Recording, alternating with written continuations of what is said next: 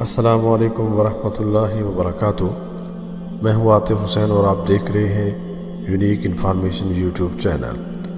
Las Vegas یہ امریکہ کا ایک کسینو سے بھرا ہوا شہر ہے، بہت پر رونق ہے، اس لیے دنیا بھر کی توجہ کا مرکز ہے، مگر اس دنیا میں کھوئے ہوئے نہیں جانتے کہ ایسا ہی ایک شہر سمندر میں غرق ہو چکا ہے۔ اسی طرز پر رومن سلطنت نے بھی گناہوں کا شہر بسایا تھا۔ یہ وہی شہر تھا جہاں رومن سلطنت کے عمراء اور صاحب اختیار طبقہ اپنے عیاشیوں کے لیے جاتا تھا، اور اس شہر کا نام بیایا تھا۔ 2000 سال پرانی بات ہے۔ یہ نیپل سے کوئی 30 کلومیٹر کے فاصلے پر اس کے مغربی ساحل پر آباد کیا گیا۔ تاریخ دان اسے گناہوں کے شہر کے نام سے یاد کرتے ہیں۔ لاس ویگاس جیسا تھا اور جلد ہی بڑا تفریحی مرکز بن گیا۔ ہر پرتعیش اور مہنگے اس کی پہچان تھے۔ یہاں زندگی راتوں کو جاگتی تھی، ہفتہ کی شام کو یہ شہر آباد ہونا شروع ہو جاتا، پارٹیاں ہوتی، جوا کھیلا جاتا، راتیں موسیقی میں بسر ہوتی۔ یہاں شعراء بھی آتے اور فوجی سربراہان بھی، اور بے شک سیاسی حکمران بھی۔ رومی سلطنت کے کونے کونے سے امراء اس شہر کا رخ کرتے اور ساحل سمندر کے کنارے آرام دہ کوٹھیوں میں دن بسر کرتے، سوئمنگ پولز میں نہاتے۔ چاروں طرف سنگ مرمر سے بنے ہوئے نجی عالی شان محل تھے، زندگی کی ہر آسائش موجود تھی۔ کوئی بھی پیسے والا یہ راحت خرید سکتا تھا۔ ان غار نما محلوں میں چند راتیں گزار سکتا تھا۔ اپنے زمانے کے معروف خطیب ششرو نے اسی ساحل کی بربادی کے قصے لکھے۔ ورجل نامی شاعر نے بھی شاعری فرمائی۔ شہر بیایا کے قدرتی حسن پر پلینی نے بھی بہت کچھ لکھا۔ رومن سلطنت طاقت، عزت اور جاہ و جلال کی علامت تھی۔ رومیوں کے پاس بے پناہ دولت تھی۔ یہ تمام تر دولت انہوں نے جائز اور ناجائز ہر طریقے سے کمائی۔ طرز زندگی بھی پرتعیش تھی، مگر دل تھا کہ بھرتا ہی نہ تھا۔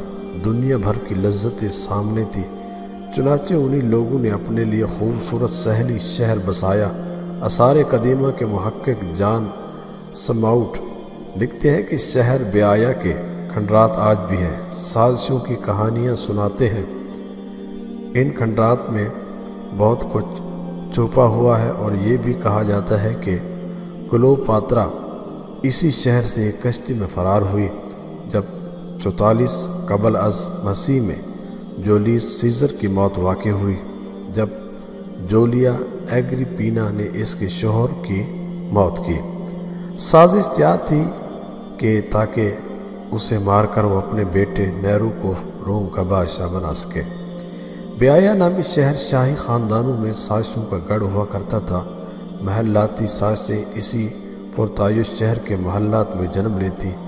جولیا ایگریپینا نے کلاڈس کو یقیناً کوئی زہریلی جڑی بوٹی کھلا کر مار ڈالا۔ محقق جان سموک نے کہا کلاڈس کسی طرح بچ نکلا، اس پر زہریلے مشروم کا اثر نہ ہوا۔ اپنے ڈاکٹر کو بلایا جس نے زہریلے مادے کے اخراج کے لیے علاج کیا۔ یہ حکمت عملی کامیاب رہی اور وہ کلاڈس زندہ بچ نکلا۔ دوسری صدی عیسوی یہ شہر فلیگرین یا فلیمن کہلاتا تھا۔ یہاں کا پانی کھارا اور موسم شدید تھا۔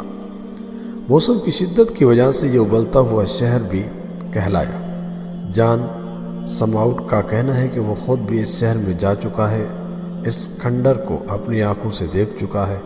جب ایک گائیڈ بچے نے میرے سر پر چھتری تانی ہوئی تھی اور زمین سے بھاپ اور لاوا نکل رہا تھا۔ یہاں عرضی تبدیلیاں ہیں۔ اس شہر کی تبدیلی تباہی اور بربادی کی وجہ بنی۔ بالآخر یہ شہر ڈوب کر سمندر کا حصہ بن گیا۔ جوا اور موسیقی کے علاوہ چند ایک ایجادات بھی اسی شہر کی شناخت ہیں۔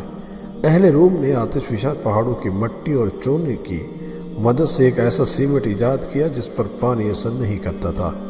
انہوں نے ہوادار مینار بنائے، ماربل استعمال کیا۔ ان کے اپنے وسیع فش فارم تھے اور پرتعیش باتھ ہاؤسز بھی، مگر شہر کی ساکھ اچھی نہ تھی۔ اس زمانے میں آتش فشاں چٹانیں اور پہاڑ اکثر لاوا اگل رہے تھے، لیکن ترقیاتی سرگرمیوں کی وجہ سے چٹانوں اور پہاڑی سرگرمیوں میں بھی کمی آئی۔ زیر زمین ہائیڈرو تھرمل سرگرمیوں کی وجہ سے یہ شہر پانی میں ڈوب گیا اور ابھی تک ڈوبا ہوا ہے۔ سیاحوں کی دلچسپی کے لیے حکومت 1940 میں اس شہر کا ساحلی حصہ بحال کرنے میں کامیاب ہوئی۔ ہوا یوں کہ ایک ہوا باز نے عین اس جگہ کے اوپر سے گزرتے ہوئے اپنے طاقتور کیمرے سے سمندر کی تصویریں لیں۔ تصویر میں سمندر میں شہر ڈوبا ہوا نظر آیا۔ اس تصویر نے اٹلی میں ماہرین آثار قدیمہ میں تہلکہ مچا دیا۔ تب پتہ چلا کہ ایک عظیم الشان شہر کے کھنڈرات آج بھی سمندر کی تہہ میں دفن ہے۔ 2 اشروں کے اندر اٹلی کے افسران نے آبدوزوں کی مدد سے زیر زمین شہر کے حصوں کا سروے کیا۔ ان کی دریافت بہت تعجب خیز تھی۔ زیر زمین دباؤ کی وجہ سے یہ شہر کبھی اوپر اور کبھی نیچے جاتا رہا۔ اس سے شہر کا ایک حصہ ایک مقام پر کچھ ابھر آیا۔ تاہم ماہرین آثار قدیمہ اس شہر کی حفاظت کے لیے کوئی جامع منصوبہ بنانے میں ناکام رہے۔ اسے پہلی مرتبہ عوام کے لیے 2002 میں کھولا گیا اور سمندری جہازوں اور کشتیوں کے لیے اس علاقے کو بند کر دیا گیا۔ اب 3D اسکیننگ ٹیکنالوجی اور میرین آرکیالوجی کی مدد سے شہر کا تجزیہ کیا جا رہا ہے۔ شہر بے آیا کی باقیات زیادہ گہرائی میں نہیں ہے۔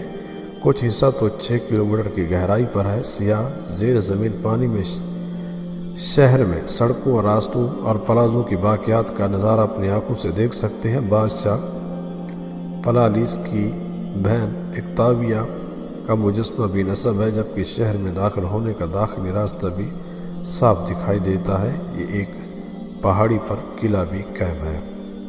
اگر آپ کو یہ میری ویڈیو پسند آ رہی ہے تو میرے چینل کو سبسکرائب کرنا نہ بھولیے گا۔ اللہ حافظ۔